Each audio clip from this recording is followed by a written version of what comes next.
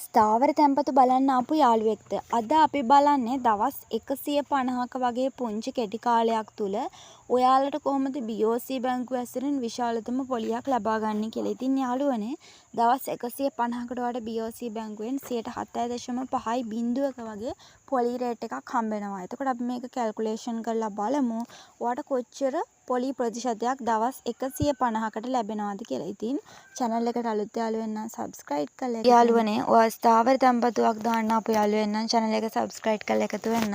අපි බලමු BOC බැංකුවේ දවස් 150කට කොච්චර පොලියක් ලැබෙනවද කියලා. ඉතින් ඔයා ළඟ දැන් ලක්ෂ 6ක් තියෙනවා කියලා අපි හිතමු. එතකොට ඔයා දවස් 150කට තමයි ස්ථාවර තැන්පතුව දාන්නේ. එතනදී ඔයාට රේට් එක හම්බ වෙනවා 7.5යි බිංදුවක්. ඉතින් මේ රේට් එක හම්බුනාට පස්සේ ඔයා කරන්න ඕනේ මේක 365න් බෙදනවා. එක දවසකට රුපියල් 123යි කියන්නේ දවස් 150ට ඔය ළමයට හම්බෙනවා රුපියල් 18493ක වගේ පොලියක්. ඉතින් දවස් 150ක් ඇතුළත රුපියල් 18493ක් ලැබෙනවා කියන ඇත්තටම වටිනවා. ඉතින් ඔයාට පුළුවන් මේ රේට් එකට වඩා ඉහළ රේට් එකකට ගියොත් ඔයාට ඊට වඩා පොලියක් ලබන්න පුළුවන්. ඒ කියන්නේ ලක්ෂ 9කට වගේ අපි ගියා කියලා හිතන්න. එතකොට ඔයාට හම්බ වෙනවා 7.5යි බිංදුවක වගේ රේට් එකක්.